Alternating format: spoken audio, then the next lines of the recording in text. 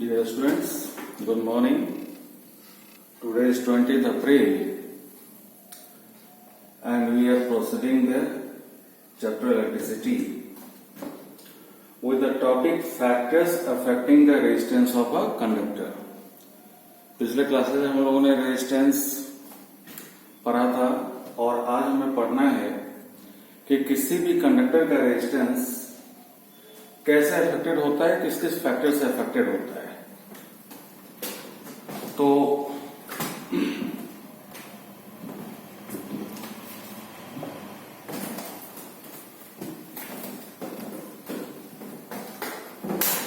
अगर कोई कंडक्टर है, या मैंने एक कंडक्टर ले लिया, इसका लेंथ L ले लिया और ये क्रॉस सेक्शन ले लिया। क्रॉस सेक्शन एरिया क्या होता है? किसी भी यूनिफॉर्म शेप के बॉडी का जो एक स्लाइस का एरिया होता है, that is the cross sectional area. इसका क्रॉस सेक्शनल एरिया के लिए तो there are 4 factors which affect the resistance of a conductor. The first factor is the length of the conductor. Length of the conductor L। तो जैसे जैसे आप length बढ़ाएंगे वैसे वैसे रेजिस्टेंस बढ़ता चला जाएगा। अगर आप रेजिस्टेंस डबल करेंगे, अगर आप लेंथ डबल करेंगे तो रेजिस्टेंस डबल हो जाएगा, रेजिस्टेंस हाफ हो जाएगा अगर आप लेंथ हाफ करेंगे। अगर लेंथ आप ट्रिपल करेंगे तो रेजिस्टेंस भी ट्रिपल हो जाएगा। कहने का मतलब ये है कि the resistance of a conductor is directly proportional to its length। दूसरा फैक्टर है cross sectional area. Cross sectional area या same thing can be taken as a thickness. इस कंडक्टर की थिकनेस, मोटाई, क्रॉस सेक्शनल एरिया और thickness, that is A.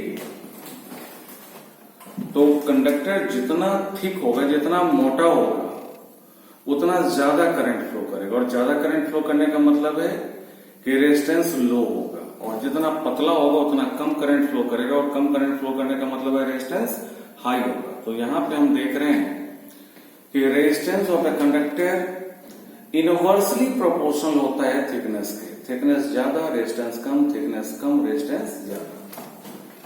तो R is proportional to 1 by A. This is second. Third है temperature. तो जब आप टेम्परेचर बढ़ाएंगे किसी कंडक्टर का, तो जाहिर से बात है कि इनमें जो कंस्टिट्यूएंट पार्टिकल्स हैं उनका काइनेटिक एनर्जी बढ़ेगा, और काइनेटिक एनर्जी बढ़ेगा तो कोलिजन्स बढ़ेगा, कोलिजन्स बढ़ेगा तो रेजिस्टेंस बढ़ेगा। तो टेम्परेचर बढ़ाने पे रेजिस्टेंस बढ़ता है, लेकिन इसको मैथमेटिकल फॉर्म में यहां हमें नहीं लेना है, ठीक है, क्योंकि अलग अलग केस में अलग अलग तरीके से बढ़ेगा। और बस ये जानना है टेम्परेचर के केस में कि टेम्परेचर बढ़ाएंगे तो रेजिस्टेंस बढ़ेगा, टेम्परेचर घटाएंगे तो रेजिस्टेंस घटेगा। And the fourth is the nature of the material of the conductor। the nature of the material of the conductor। वो कंडक्टर किस मटेरियल का बना हुआ है उस पर भी रेजिस्टेंस डिपेंड करता है। जैसे अगर बहुत अच्छा कंडक्टर है तो उसका रेजिस्टेंस कम होगा, ठीक है। सेमी कंडक्टर है तो उसका रेजिस्टेंस थोड़ा ज्यादा होगा, और इंसुलेटर से तो उसका रेजिस्टेंस बहुत ज्यादा होगा। तो इसको भी मैथमेटिकल फॉर्म में हमें नहीं देना है, हमें दो ही फैक्टर को मैथमेटिकल फॉर्म में देना है, लेंथ को और क्रॉस सेक्शनल एरिया को। So we have 4 factors which affect the resistance of a conductor. First is length of the conductor. Resistance is directly proportional to the length of the conductor. The second is the cross sectional area. Resistance is inversely proportional to the cross sectional area of the conductor. Third is temperature. इसको mathematical form में नहीं देना है, यहां सिर्फ ये जानना है कि टेम्परेचर बढ़ेगा तो रेजिस्टेंस बढ़ेगा, टेम्परेचर घटेगा तो रेजिस्टेंस घटेगा। And the fourth is the nature of the material of the conductor. तो अगर इस फर्स्ट और सेकेंड प्रोपोर्शनलिटी को हम कंबाइन करें तो ऑन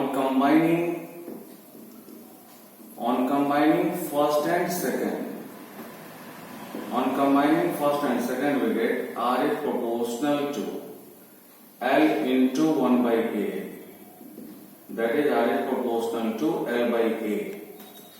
और किसी भी प्रोपोर्शनल को अगर आप इक्वल के साइन में कन्वर्ट करते हैं तो एक कांस्टेंट से मल्टीप्लाई करना पड़ता है। सो R इक्वल टू, ये कांस्टेंट यहां मान लो लिखा है rho, this symbol is rho, RHO, rho into L by A, where rho is a constant of proportionality, और इसी को हम लोग रेजिस्टिविटी के नाम से जानते हैं, रेजिस्टिविटी, या इसी को हम लोग स्पेसिफिक रेजिस्टेंस भी बोलते हैं, स्पेसिफिक रेजिस्टेंस। ठीक, so there are 4 factors which affect the resistance of a conductor: length of the conductor, cross sectional area of the conductor, temperature and the nature of the material। तो length का directly proportional होता है resistance, और cross sectional का inversely proportional होता है। जिनको combine करने के बाद अपने पास एक फॉर्मूला आया, R resistance equal to rho into L by A, जहां पे ये जो रो है this is the resistivity of the material of the conductor, और रेजिस्टिविटी को हम लोग स्पेसिफिक रेजिस्टेंस के नाम से भी जानते हैं। ठीक है, अब आते हैं रेजिस्टिविटी।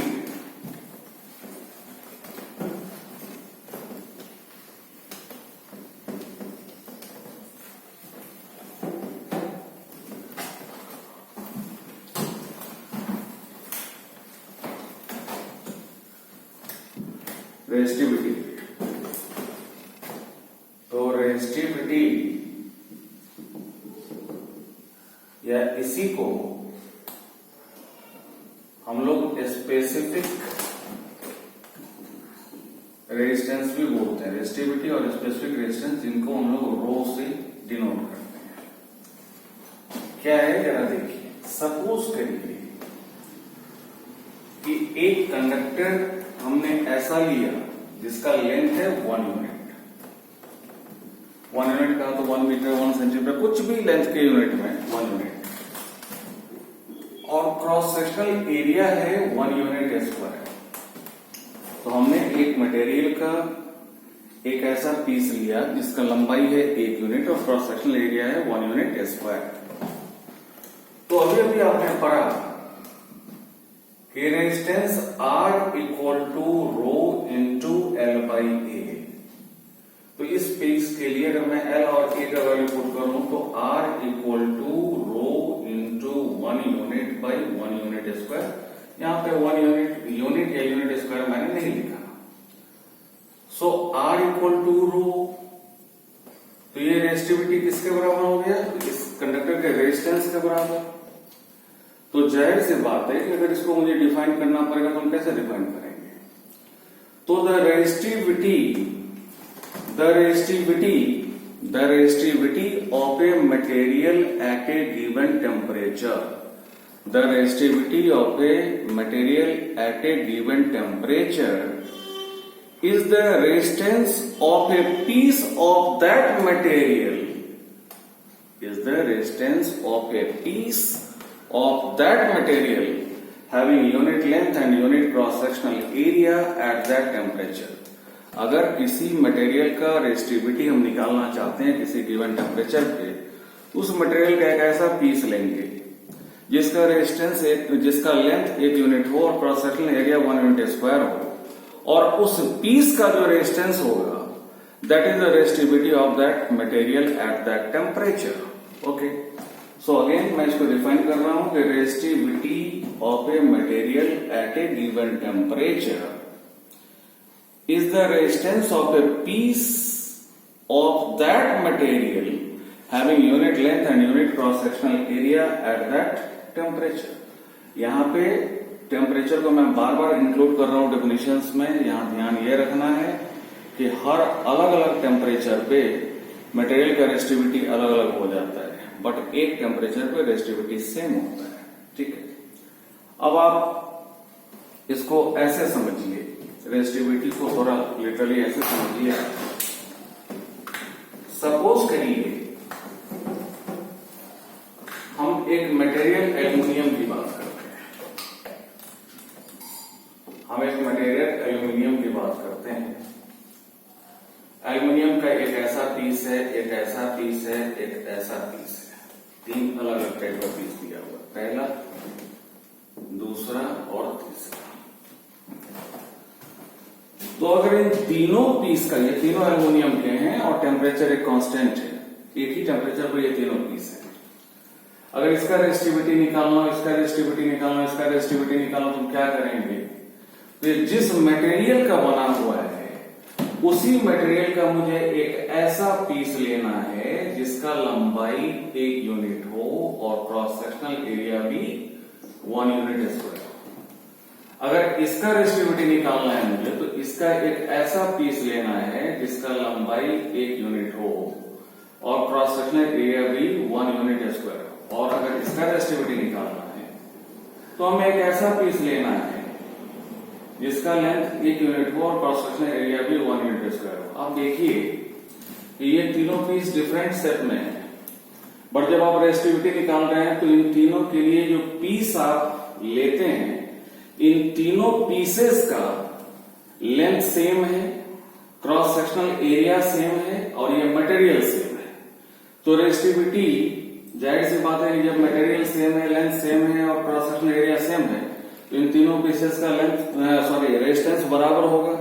और हम ये कह सकते हैं कि इन तीनों का जो रेजिस्टिविटी है वो सेम होगा। कहने का मतलब ये है कि अगर कोई सेम मटेरियल है तो उसका कोई भी पीस आप लेंगे, किसी भी शेप में लेंगे, रेजिस्टेंस अलग अलग होगा लेकिन resistivity will remain the same. Okay, तो रेजिस्टिविटी 2 चीज पे डिपेंड करता है, एक टेम्परेचर पे डिपेंड करता है और दूसरा नेचर ऑफ द मटेरियल पे डिपेंड करता है। अगर आप एल्यूमिनियम के बदले यहाँ पे आयरन ले लेंगे तो रेजिस्टिविटी चेंज कर जाएगा, कॉपर ले लेंगे तो रेजिस्टिविटी चेंज कर जाएगा, सिल्वर ले लेंगे तो रेजिस्टिविटी चेंज कर जाएगा। ठीक है, तो एक मटेरियल का रेजिस्टिविटी उसके लेंथ या क्रॉस सेक्शनल एरिया पे डिपेंड नहीं करता। आई एम टॉकिंग रेजिस्टिविटी, एक मटेरियल का रेजिस्टिविटी उसके लेंथ या क्रॉस सेक्शनल एरिया पे डिपेंड नहीं करता। आप किसी भी लेंथ का किसी भी क्रॉस सेक्शनल एरिया का लीजिए, अगर मटेरियल सेम है तो resistivity will remain the same. हाँ, ये अलग बात है कि रेजिस्टेंस अलग अलग होगा लेकिन रेजिस्टिविटी सेम होगा। अब रेजिस्टिविटी किसी भी चीज का 2 ही फैक्टर पे डिपेंड करता है, एक टेम्परेचर पे और दूसरा नेचर ऑफ द मटेरियल पे। अगर मैं टेम्परेचर चेंज कर दूंगा तब भी रेजिस्टिविटी चेंज कर जाएगा और मटेरियल चेंज करूंगा तब भी रेजिस्टिविटी चेंज कर जाएगा। ओके, कोई दिक्कत? अब देखिए, तो